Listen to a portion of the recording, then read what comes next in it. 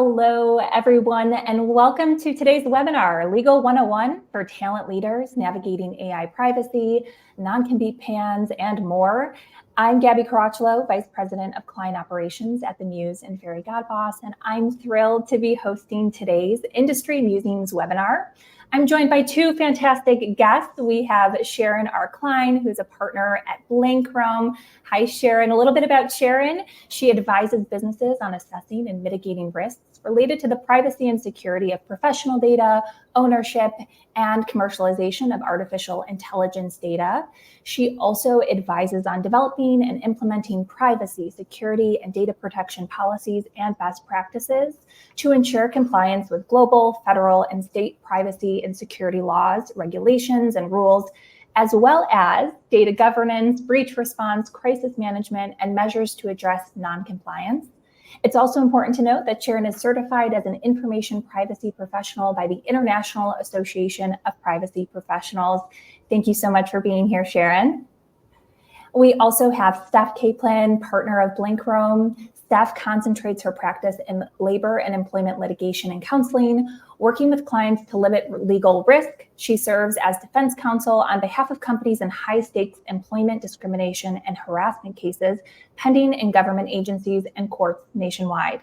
Steph uses the lessons learned in these matters to provide seasoned daily counseling advice to clients on a range of employment issues and provide proactive training and thoughtful auditing of those employment policies. Steph also conducts internal investigations for companies that do receive complaints of alleged workplace misconduct. Wow, I am so grateful to have you both here. Thank you for joining us today.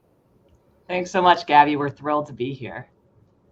Likewise. And for those who are tuning into today's session, we want to hear where you are joining us from as well. And we want to make this conversation really collaborative. So we have a set of questions that we're going to ask two experts here. But if you have pressing questions as well, please don't hesitate to add those in the chat. And while we have members tune in, hello from Florida, Connecticut, another Florida, great New York. Thank you all for being here. Yes, Steph is the best, as well as Sharon. We are so excited for the conversation. I am joining from Austin as well, and it is a beautiful sunny day. So perfect day for a really impactful conversation. Why don't we jump right in? I wanted to start with something we've all read the headlines about, and that is changes or potential changes in non-compete legislation. How should HR professionals ensure that their company's agreements are fair and legally compliant? Steph, do you want to kick us off with this one? Yeah, I'd love to. I think this is a top of mind question for a lot of HR professionals. So I think it's a great place to start. Over the summer, I had lots of clients contacting me and Blank Rome about issues with non-competes, right? I think everyone read the high level headline, the FTC, created a ban on non-competes. And the spoiler alert, now that we're in September, is that the Texas court determines, they granted a summary judgment motion, and for now, the FTC rule is not in place. So a lot of companies were gearing up for that September 4th non-compete deadline, and that hasn't come to fruition. But it's still a really important topic, right? And I think it's being addressed at the state and local level. So it's really important for HR professionals to know where they're operating, and as far as remote workers, right, it's based on where those remote workers are, because various states and localities still have issues and regulations on non-competes, right? It started out in California, where Sharon's sitting, a long time ago, where they have an all-out ban on non-competes, but there's plenty of states that have either followed suit or they have limitations. They have to earn a certain salary. It's only for certain types of employees. So it's really important HR professionals are looking at their non-competes and they're thinking, one, who are they supposed to apply to? I'll tell you, these blanket non-competes that apply to every employee in a company, typically are not going to be enforceable. Two, you want to look at, again, where they are. Covered that a little bit. And the third thing you want to look at is, what are you restricting, right? If you're so broad in what it is that the business does, that it wouldn't be deemed enforceable by a court, you're not doing yourselves any favors. So I think looking at the who, what, where is really important with the non-competes, even though the FTC ban is not in place. Great feedback, great insight. Thank you so much for elaborating on that. I'd like to pivot to another hot topic that we're reading tons about these days, and that's artificial intelligence, and specifically the lens of AI in hiring. Can you describe some of the best practices for the internal use of AI within companies who may be looking to leverage this technology? Sharon, any insights you'd like to start us off with? Sure, Gabby, and you're right. I mean, AI is in the press every single day, and especially in HR, it seems like we're already flying the plane and as we're building it, because the rapid advances here in this disruptive technology just seem to keep on coming. So, best practices for internal use of AI. The first thing is you really need to, look at your normal security authorizations, because what AI will do is essentially allow access as you have already determined if people are in the system or not in the system. So it's a tool, that layers over what you already have. So that's after you've done that and you've done sort of your diligence and cleanup work, then you really need to think about internal policies to manage the chaos and to communicate the rules of the road. One of the really important things is to have transparency so that all of the individual employees need to self-report on the use of AI tools to their supervisors and implement additional monitoring procedures. Because if you don't know that someone's using AI, that could cause significant problems, not only for you, but for your employees and candidates as well. Beware of bias. Algorithmic discrimination is real. That's a high scrutiny area for all of the regulators on AI tools. So understanding what the human biases are in the data, because the tool is actually going to, again, replicate what you have already done. Try to have, at the end of this process, the output being reviewed by real humans. That will do a couple of things. Obviously, it's a good quality assurance check, but it also takes you out of some of the more restrictive legislation. Since if you have the humans deciding and not the tool deciding, it's technically not AI. And obviously, you shouldn't just go out to the internet and like pick any tool. It should be definitely vetted first by your internal IT folks. And in your prompts to AI, you have to be very careful as to not disclose any private information and only do what's reasonably necessary for the task. So all of that means that you need processes, you need principles, you need to have training on all of those principles so that everything is unbiased, ethical, complies with the law, and also complies with normal world, like confidentiality. All of those things that you know and love in your employee handbook still apply. And, it's a good time to, again, reiterate those, whether they're in the AI tool or whether humans are managing the employment process. They still apply and they are still good law. We have a follow-up question, Sharon. That was a question that I had as well. So I'd like to read that off. And it's, does making a disclosure to your company include casual use of something like a ChatGPT or other related tools? And that could be, applied to any sort of workflow or generalist process. Would those use cases still need to be flagged or reported? What we've seen in the policy is that casual use, downloading ChatGPT to your phone is fine if you want to do it at home and compose a thank you letter. But from a corporate standpoint, we are prohibiting the use of those tools because, for example, I'm on the AI commission for our internal firm, and we have Lucky you. I'm sorry? I said, lucky you. Lucky you. Oh, yeah. In addition to everything else we do, Steph. And what we do is essentially have a sandbox that kicks the tires on everything to make sure that no personal information is just flying out the door. Our client information is, posted to the internet. And if you're using the freeware, online, you can't be assured of that. So Mm. corporate data, data about employees and candidates really shouldn't be subject to anything that's not already vetted by your own internal IT processes. And I would suggest that you never get a free lunch. So free GPT is not that secure. Good advice. Thank you. Thank you. Drilling in a little bit more specifically, I know and have many colleagues in the talent acquisition space who've leveraged AI for things like AI generated job descriptions or even candidate screening processes. And how does the use case here align with employment laws like ADA? Yeah, that's a great question. That's, I think, top of mind for HR professionals, right? We all want to be able to, have a little help generating a job description, but there's a lot you need to be thinking about. I think one of Sharon's early tips that I think is critical in this space is the human review. So if you, as a baseline, use AI, again, a safe product, not necessarily want to do open source, but to generate a job description, here are some watch outs to think about, Gabi. Okay. The first is, the use of pronouns, right? But not just pronouns, right? We want to be as inclusive as possible.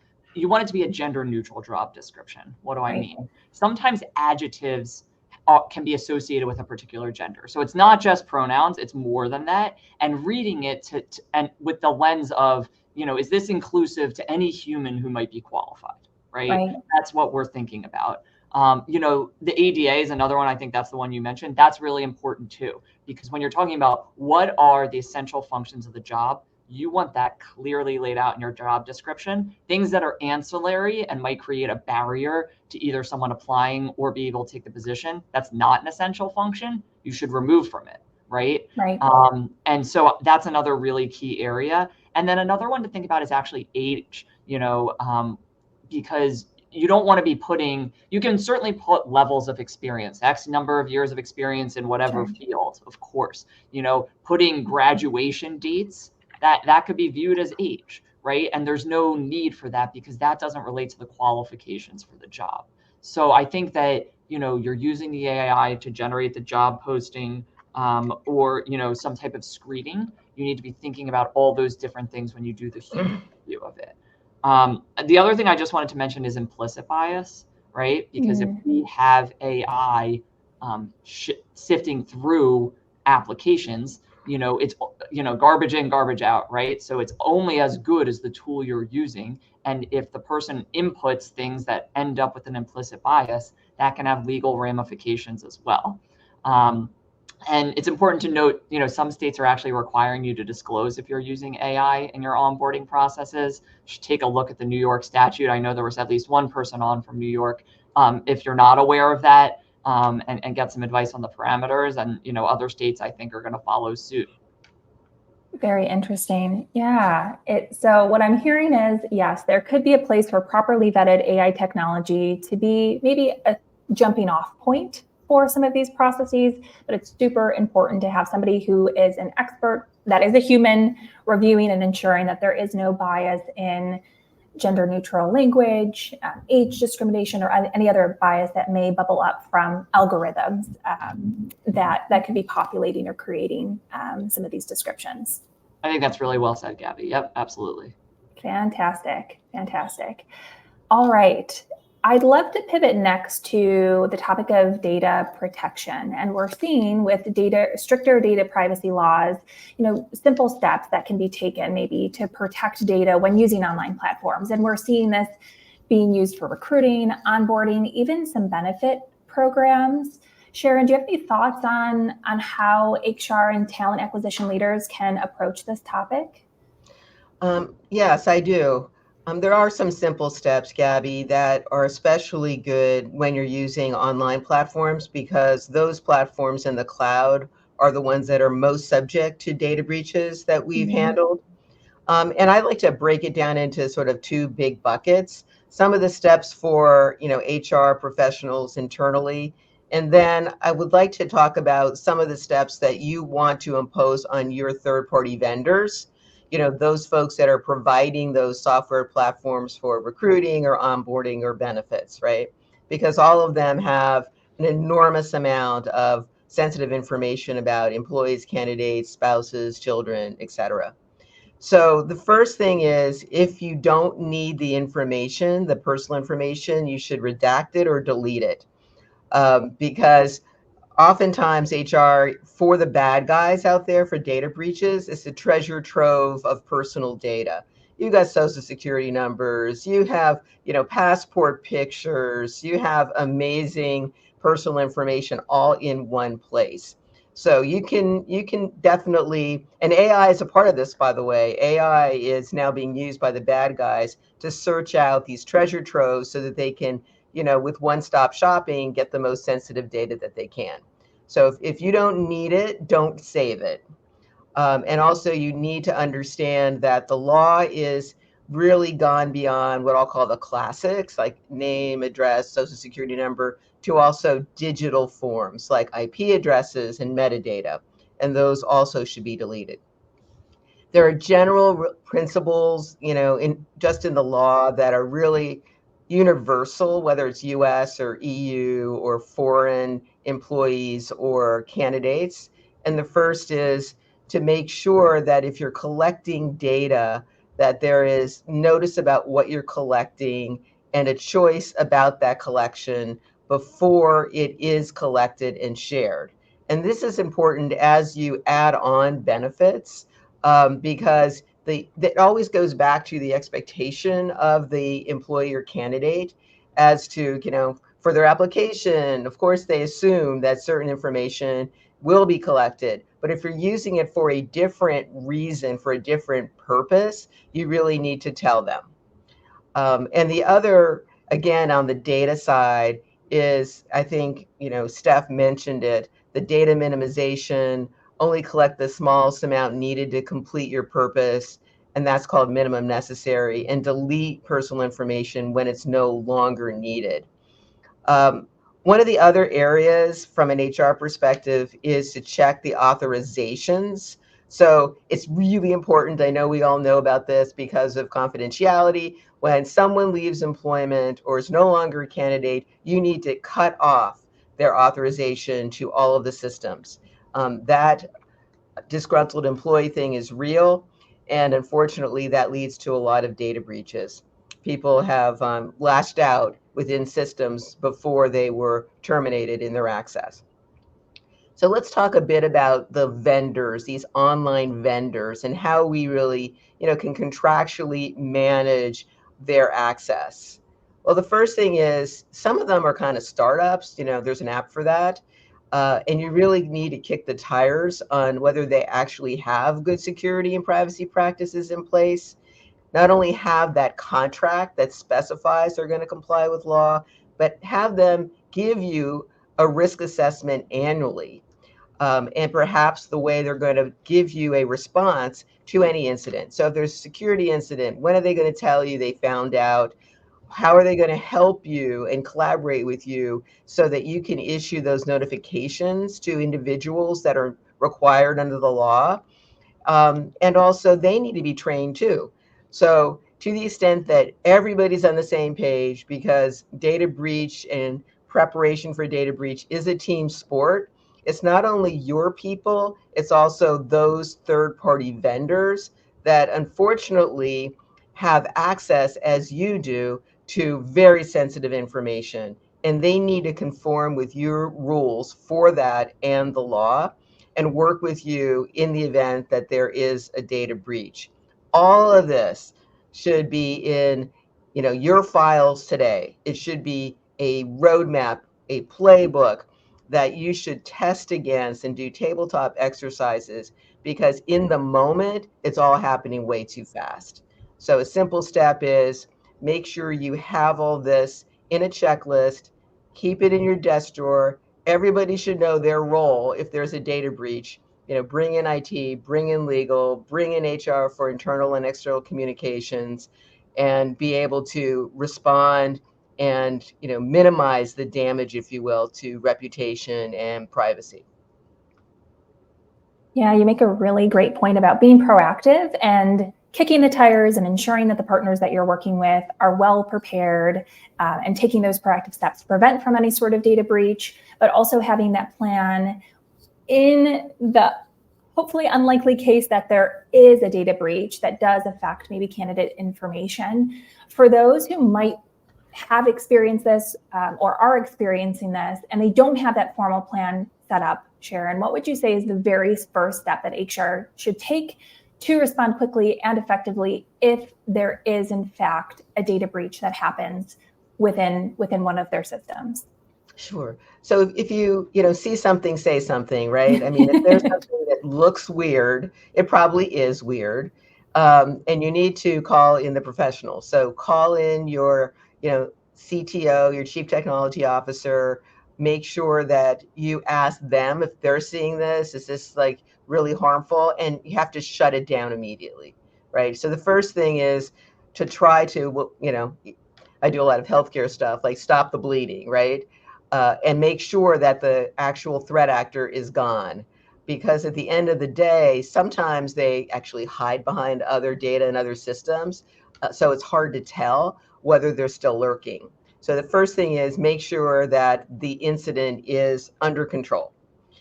And then, also need to contact legal, whether internal or outside counsel, because if there is a breach and there is sensitive information that's involved in the breach, there are regulatory requirements for notification. I'm sure you've seen all the credit monitoring so people can protect themselves from identity theft. And that's a detailed analysis. So you'll need to have information like what states are involved, because it's a patchwork quilt of state law. Who do I notify? When do I notify? Do I need to talk to the attorney general or the government or law enforcement? And you need to know what data elements are involved, because there are different requirements for financial data elements, social security number, passport number, bank account information, and increasingly more for healthcare and mental health. There are different requirements, et cetera. And you may need to report to the government. But I will caution that while the FBI is there to help protect us, they're not necessarily going to give you the silver bullet to make all this ransomware go away. And unfortunately, if you are talking with them, that is not a privileged conversation. So if there is liability in the back end, you might be making yourself in your situation a little worse.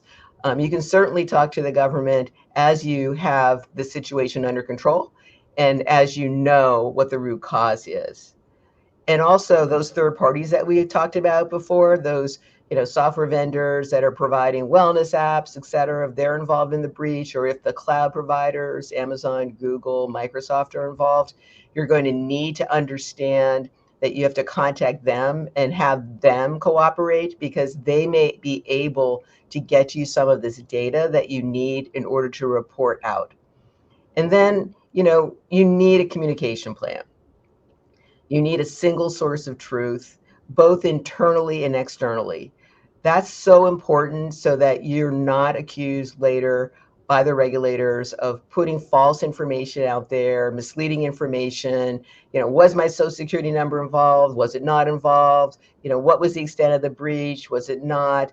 I'm sure you've seen in the paper, and it's horrible for credibility when you have a huge data breach. I mean, Target was the worst for this. They were trying to be responsive. So they're trying to push information out of their website, and it was always wrong. And it just made the regulators crazy in terms of fines and penalties. If you're going to do a data breach notification, it doesn't have to be done immediately. Take your time, not forever, but a week's good. A week, okay. Take a deep breath. Take a deep breath. Get your professionals in there, your technologists, your legal guys, and figure out what the authentic root cause is and what proactive steps you want to communicate to employees and candidates. Because at the end of the day, what you say matters and how you say it matters. That's great feedback. I I would have been one of the HR professionals who wanted to communicate as quickly as possible. So the advice to wait a week, make sure that you're doing your due diligence, you're getting to that root cause, building a plan, and then communicating when you have all your ducks in a row is great, impactful advice for all of those tuning in. I also wanted to propose a question about California specifically. In California, we know that employees and candidates are considered consumers. And how does that impact our conversation here today about data protection and privacy? Sure. Yeah, I'm sitting here in lovely California, and we are a special country. In fact, there's no other jurisdiction in the globe that considers employees and candidates consumers under the Consumer Protection Acts, right? Most states are, can I just say, normal, and say that, there's like a ton of employment laws that's, Steph knows that, fully protect all of the individual employees and candidates. You just don't need another, framework on the consumer protection for employees and candidates. But here's California. Now, California, very early on, modeled its privacy acts after Europe. So that's, GDPR, which is important because the definition of personal information that is under those rules is very, very broad. As I said, it includes digital as well as paper. It includes sensitive information and things like, genetic and all kinds of other things that are not normal, if you will. And not only is an expansive personal information definition, but people have rights. So as a Californian, I can ask my employer to delete certain information. I can ask my employer to change certain information. I can ask my employer, hey, to whom have you disclosed my personal information? Now, there are what we call exceptions to all of those, so don't panic. But those privacy rights need to be communicated to employees and candidates, which usually is a link. So you'll have a link that says, here's the purpose for the collection. Here's what I am doing with it. Here are the categories of information that I'm collecting. And by the way, here are your rights to delete. Here's who you contact. Here's your right to amend. So it's a 1 page, maybe 1.5 page recitation, bill of rights, if you will, for employees and candidates as to their personal information, what it is, what they have in terms of rights for employers. Now, the issue is, do you want to, for administrative purposes for HR, do this globally because California is the high watermark? So if somebody from Missouri hypothetically calls in and says, hey, I want to amend my information that you have, do you write back and say, no, you don't have that right under Missouri law? Or do you want to allow that for everybody? And that's a strategic decision. I got to say that most of our clients, there's no majority. It's like maybe half and half. The other thing that I will say is that it is important to post that notice to candidates, employees. Why? Because that's usually on your website, and the regulators and plaintiffs' counsel can have access to it. They can look at it. They can ask you more questions. They can see if you're in compliance. They can fine you if you're not. What happens on the back end when we have a data rights request is sort of a communication that no one else can see. And that is a back and forth about, hey, yes, you want to delete your employment information, but as an employer, I have a legitimate business purpose to hang on to that. And frankly, you don't want me to delete it. So no. And that's okay. In fact, I don't think I've ever advised a client to delete that kind of information because there's an exception for it. So there's 2 prongs. One is the transparency notice, which you really should do because others are watching you to make sure you do it. And then what actually happens in the back end in terms of those data rights requests and how you should triage them. You do want to get a lawyer involved because it's pretty tricky as to whether or not you have to actually do what has been requested of you. Great feedback. Thank you. I have one more, we'll call it a rapid fire question regarding data breaches. And the question is, are payroll or employee data breaches harder to deal with? But my rapid fire answer is absolutely, because it's personal. And usually the HR folks that are actually trying to get their hands on that data breach are also affected, right? And Gabby, you mentioned before, your normal reaction is, let's get all the information out to everybody. Yes. Okay. And in normal, if it's a credit card breach, right, or something, you have that time. You have that, don't have that time in employment breaches, because people know where you live. And they're going to like email you and find you and say, what's going on? Right. And so what does that mean? It means that you need an internal communication plan faster, and you need an FAQ. Got it. So that there's a single source of truth, because the water cooler works even if it's remote, and people start talking and you need to shut it down. So that's my rapid fire response. I love it. Thank you. Thank you. Thank you. I wanted to transition to pay transparency as a topic. And with new pay transparency regulations emerging, how can talent acquisition teams ensure compliance while effectively communicating salary information to candidates? Steph, do you want to take this one for us? Sure, I'd love to. That's a great question, because you're right. There really is this legislative trend towards pay transparency laws. I want to take 30 seconds and just tell everyone, so we're all aligned on what's a pay transparency law, Yes. in case that's not a term you're familiar with. A pay transparency law is a legislation that requires compensation information to be more accessible. So the different statutes are different, right? But basically, it can come down to, in job postings, you must include a salary range that is reasonably narrow and tied to the actual position, right? Not, earning between $50,000 and $250,000, right? That wouldn't be considered a reasonable range for a position. There are also laws relating to publishing compensation information for employees, right? So what are the ranges based on the titles and levels? That's another type of pay transparency law. And then the flip side of the pay transparency law is there are some states and localities that prohibit, meaning ban, companies during the interview process from asking a candidate, what are you currently earning? And it's the similar concept of, they don't want people to be setting floors for themselves, right? They want the company to determine what is the appropriate range for the specific position, and I'm going to pay that range, and not let someone's current pay impact that. So just with that background on, what are pay transparency laws, back in 2019, Colorado was the trailblazer. It's usually Sharon's home state out in California, but for once, Sharon, you were behind.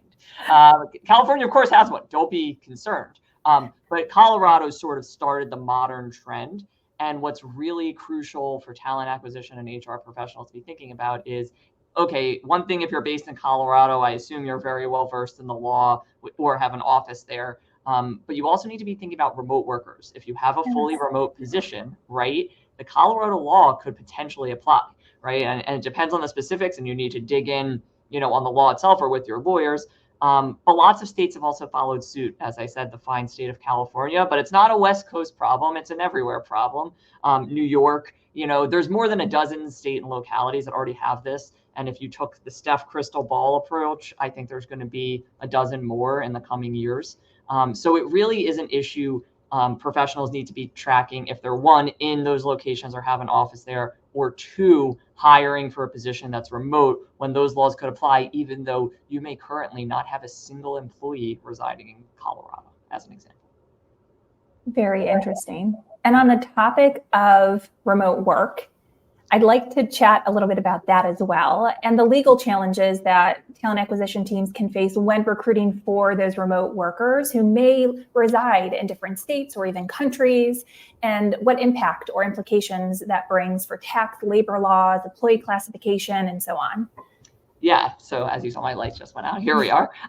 Yeah, there's a lot of implications. A couple of them we've already touched on a little bit, right? So we talked about the non-compete laws. That's state specific. Pretty much all employment laws that you all are dealing with in the HR space, I hate to tell you, are state specific. We have these general federal laws, right? We all know discrimination on the basis of any protected category, that's illegal. But then you have this patchwork of state laws, just like Sharon has in the privacy space, that are impacted by this remote work, right? So we talked about the non-compete laws, you know, and I just mentioned this pay transparency laws, but there's lots of other areas, Gabby. It doesn't stop there, right? So I'll give you a couple kind of key examples for HR professionals to be thinking about. One is paid sick, safe, and parental leave laws. They're very different by state. In some states, you know, if you have an employee that resides there, you have to pay into a fund, just like you do for unemployment. New Jersey is an example of that, New York as well, you know, for that parental leave time. Some states require employers either at a certain size or all employers to have paid sick time as part of their host of benefits for employees, right? So it's really important to know, again, where you operate and where your remote workers are. Whenever I get a policy question from clients, my first question is, how many employees do you have? Where are they located, right? And you should always, as an HR professional, be tying the policies to what does your workforce look like? Because there are this patchwork of state law requirements and local requirements that can be different. The other key area is taxes, right? You need to know where your employees are residing so that payroll taxes are appropriately administered by ADP or your payroll provider, right? And if you don't report it correctly, they can't do it correctly. So we love those payroll providers, HR. Some of you may internally do the payroll, but if you're lucky enough to outsource it, but the information is only as good as what's given to them. And this idea of kind of a nomadic worker, right? That's very popular now. So you need to think about having policies and practices around that. I have a lot of companies that are saying you need to be working in the state of your residence unless you advise us otherwise and we approve it in advance, right? Because it can implicate tax laws or more than 5 days a year outside, right? Whatever kind of parameters you put on it. And that's also a good faith measure of saying, well, we told our employees, hey, Steph, if you reside in Pennsylvania and you're going elsewhere, you need to tell us. And then if employees don't do it, you know, I think you have a better good faith kind of position as a company. So it's really important to be thinking about that. And then one more plug is licensures. Depending on what industry you're in, you may have employees with state-specific licenses. And if they're operating outside their state, it might not be appropriate. Right. And so I can't speak to any one particular, but it's another thing to add to your checklist of HR professionals if that applies to your specific industry. Yeah, that's great feedback, especially knowing that more and more organizations are offering hybrid or flexible and remote sorts of work arrangements. It's important to keep that top of mind. Absolutely. What should HR teams know about complying with ADA and other anti-discrimination laws, especially when they are also looking to hire for remote or hybrid positions? Yeah, it's a great question, you know, sort of segues from the last points I was making. There's the patchwork of laws, yes. Right? And I said earlier, you know, we start with the baseline of, we all know it's illegal to discriminate on the basis, you know, of a protected category. There's like a short list of federally protected categories such as religion, sex, you know, race, etc. And then there's state and localities that have additional protected categories. What I would say, and I think kind of baseline HR practices is, right, we want to be looking at the most qualified candidates for positions, you know, those types of, you know, physical characteristics, national origin, where someone's from, those are not related to job qualifications. And of course, we shouldn't be looking at any of them, whether it's a federally protected characteristic or it might be protected in some states, right? Sure. And I think that's sort of baseline. We treat people fairly and respectfully in a consistent manner. It is well apparent to this group of listeners who deal in the HR spaces every day. But another kind of point to be thinking about is related to what are the essential functions of the job. If it's going to be required that someone's in office X days a week, or if it's arranged 2 to 3 days a week, you want to be putting that in your job posting very clearly. Right? Because if you don't, and then you get someone who, as an accommodation, wants to work fully remote, it's not listed in the job description, it's hard to say it's an essential function then, right? That ship has sailed. So look, you can, and expectations can change, but in the offer letter, it should also state, you know, you're going to be based on a hybrid basis. You're expected to work from your residence in the state of X or the office X days a week. And I think being that clear about expectations up front can do a lot to kind of prevent issues down the line. Of course, you're obligated to, you know, engage in the interactive process if anyone raises an accommodation request, right? No matter what. That's the law, and that's what, companies are obligated to do. But setting those expectations and really having a good faith basis to say, yeah, it's tied to the essential job functions because we do these team meetings where we collaborate. It's tied to the essential job functions for whatever reasons. Up front, when you're doing those job postings and those job duty descriptions, is really valuable. And another reason why it's important to have human eyes on those job descriptions and involved in those hiring and selection processes to ensure that critical information like that is not missed. That's exactly right. That's sort of the bridge Sharon and I deal with all the time between her world of AI and privacy and mine of employment, right? It just shows you how valuable all the people on this call really are. We need the human input. It's critical. It's critical. Absolutely. And Sharon gave a thumbs up and a head nod to that one. We're all in alignment there. What about legal considerations that could arise from hiring and onboarding employees in virtual environments? I'm aware of a lot of new tools and technologies that have evolved to support these efforts, mitigate some of the paper trail and the generalist sorts of functions of these workflows, but I'm sure there are other considerations that need to be top of mind when leveraging these technologies. Yeah, absolutely. And I think, particularly in the post-2020 world that we live in, right, where there's a lot more of the online kind of hiring and onboarding of employees, really need to be thinking about these issues. So I always start by talking about kind of etiquette, right, in the virtual spaces and what we should be considering and what we should not be considering, right? I know some of these things may seem harmless, but what a candidate's backdrop might be, it shows a picture of their family. It shows some personal, they have personal effects behind them or that walk through the screen. They have a pet, a child, right? And again, we want to be looking at job qualifications, right? We don't want to be looking at or considering any of those personal things, which could, again, infringe upon potential employment laws when we're doing virtual. And I just feel like there's a higher likelihood of that when people might be coming to you from their home as opposed to walking into your office, right? And a lot of people, especially even if they're hybrid in their current role, they don't want to take an interview from their desk at work. And I don't blame them if they have the option not to, right? So they might not have a dedicated space and it might clue you as HR professionals into things that, again, should stay outside of the process and not be considered. And it's important that we all check any implicit biases that we might learn from that sort of information. Steph, if I could add something just from the AI perspective. So we've been advising a lot of digital recruiting apps, right? And one of the things that is very important to understand when you're kicking the tires on that vendor is if they are in fact using audio files or what we call mood. In other words, if someone is like on a video like we are now, what is their mood? And artificial intelligence is doing a bunch of that. Going back to Steph's point, right? It's like, what is it that you're picking up? What are you doing with it? Is it appropriate? Is it legal? And we could have an entire more conversation about biometrics, but biometric privacy, especially as it relates to audio files and video files, is becoming a real regulatory nightmare. And it varies, again, to Steph's point, state by state. So just to, keep a watch out for that. That's a great call out. Thank you. It's a really, really good point. The overlaps between these areas are just, endless, really.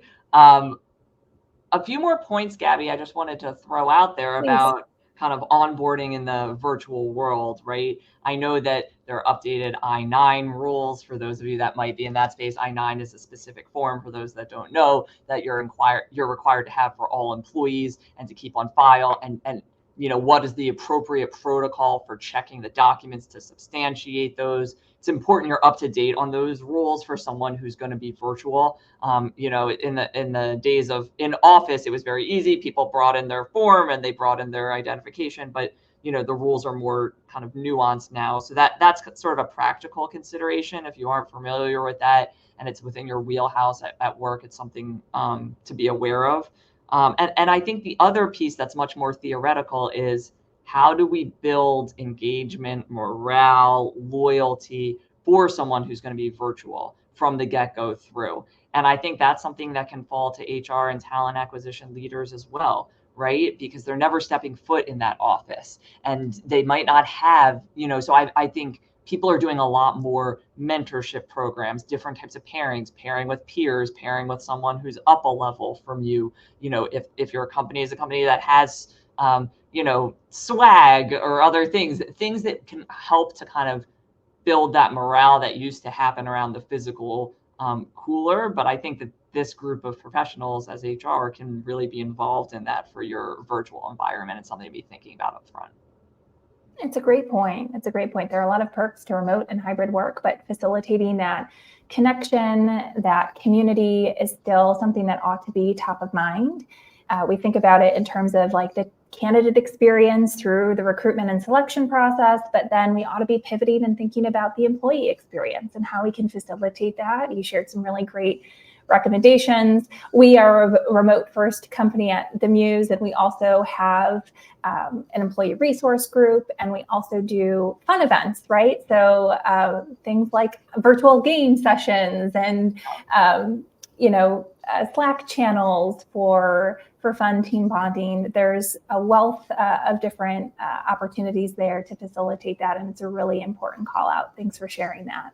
Yeah, sure. And on that topic, Gabi, I think it's a very important line that you all as HR leaders have to draw, right? We want to have engagement. We want to build personal connections. We do not want a sterile work environment. We know people do better work when they know their peers, have the opportunity to collaborate. But things can very quickly go from, a chat channel, a virtual bingo or happy hour into a realm of unprofessional, right?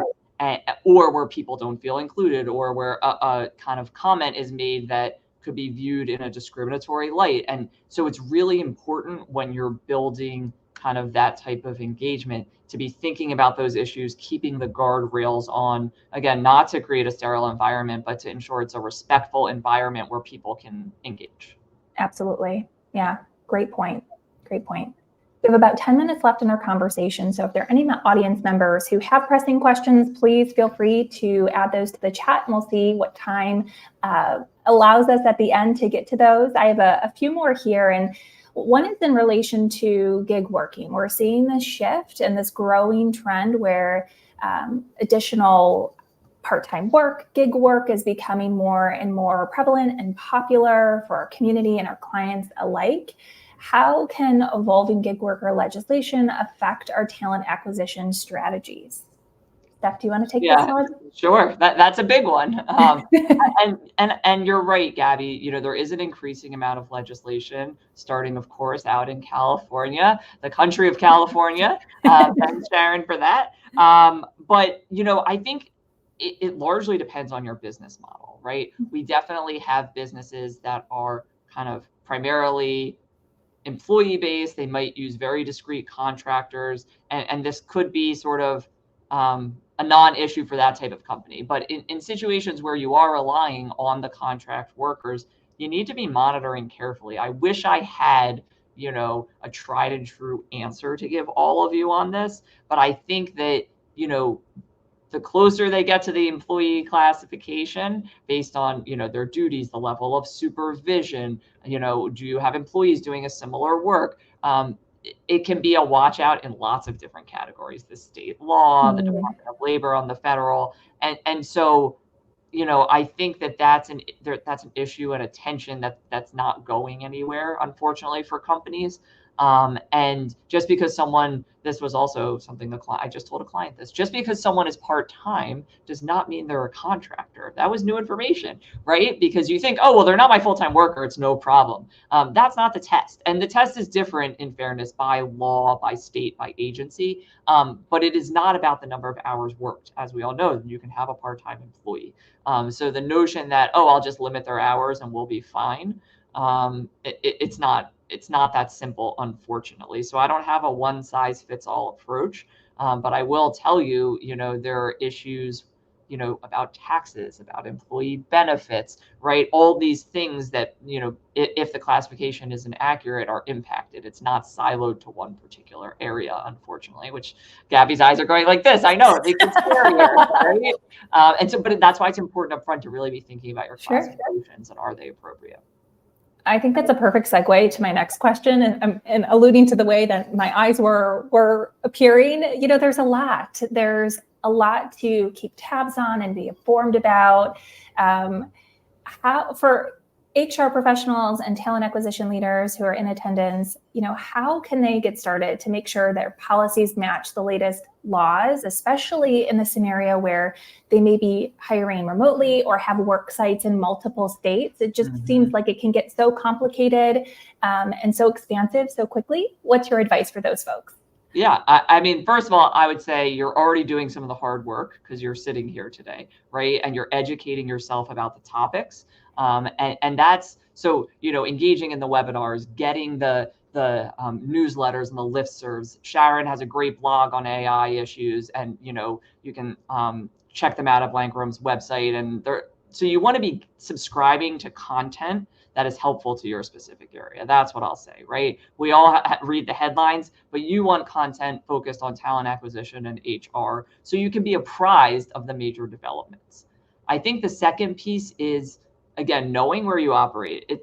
No one's going to say, if you're headquartered in a particular location, you got to be familiar with what's going on in that location, right? But in the new age world, I know, many people don't have a headquarter location anymore, and they're spread throughout the country. So then I think you're thinking about, like, what are the watch out states? And you'll get that as you see the content, right? We all know California, right? Colorado. But there's so many in different areas: Illinois, Massachusetts, New York, New Jersey. So once you start to get a handle on what are the states that are the most proactive and staying on top of those, that will let you think about these issues before they might filter to the other states, assuming you have remote or in-person work in those locations. Yeah, that's great advice. That's great advice. So I would also just add to what Steph said, which is amazing as always. Yes, we are now in an era of really rapid, what I'll call disruptive, laws and regulations, right? And in fact, especially in the privacy and the AI world, they're not formed yet. So at the end of the day, what do? I think you really have to come up with your own rules and stick by them. And you need to reinforce your culture and what's in your employee handbook and your other policies and procedures, whether that's by training or having, people really need to, can I just say, underscore common sense. And then thirdly, I think the webinars and the information that, we have is especially relevant because it is the marketplace. In other words, we represent a ton of different clients, and we know what is, their high watermark in terms of compliance. And frankly, that's your best advice, because the patchwork quilt of state laws is real, but you need to have some level of sanity, and that sanity is sort of a uniform system of compliance on the high water. It's like, what is the strategy about California? How are you dealing with some of the one-offs? And what is your market? And so, yeah, I think Steph's right. You need to understand where you are today in terms of your talent acquisition, where you want to be in the future, because those are a future market, understand what those laws are, and look for commonalities. In my practice, it's notice, transparency, consent, right? Security of data. So regardless of state, those are like the golden rules. And then you do the one-offs.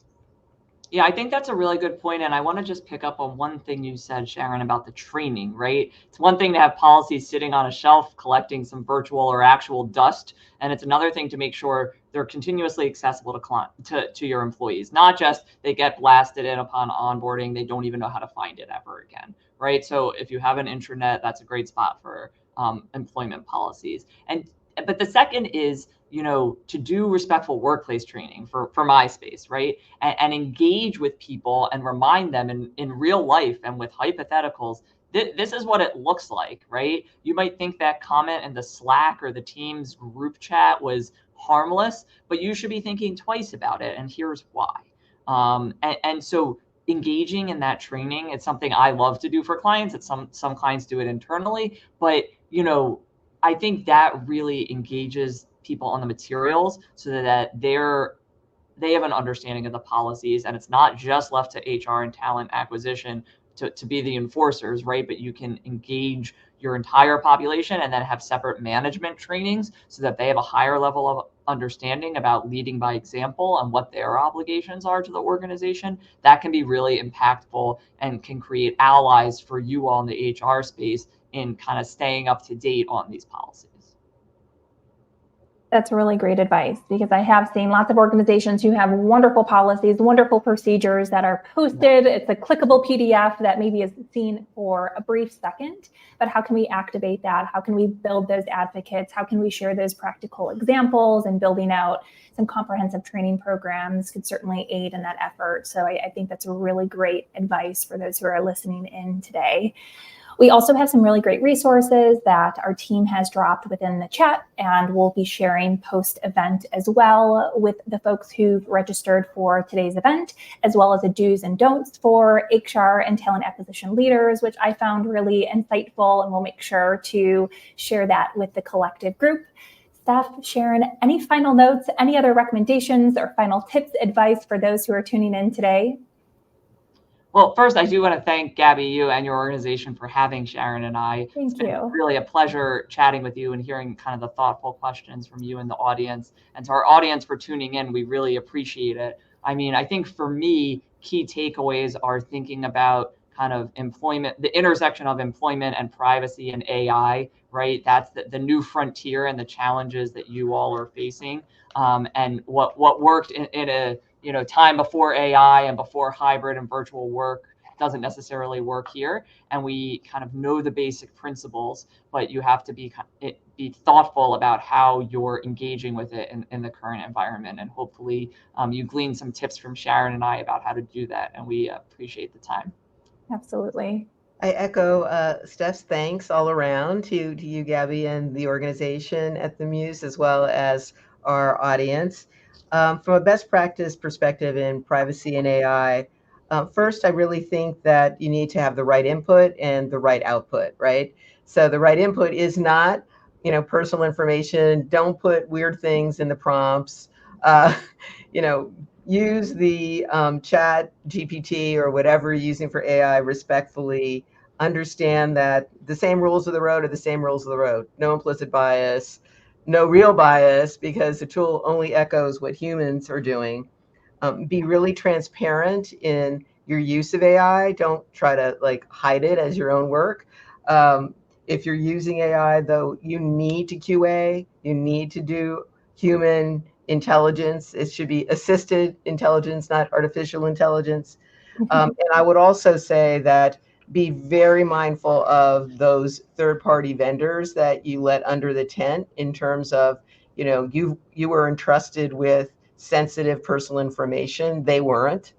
And they need to be on the same page with you, whether that's training, whether that's policies, so that if they're not, you can reach out to them so that they can protect and respect the personal data that you have.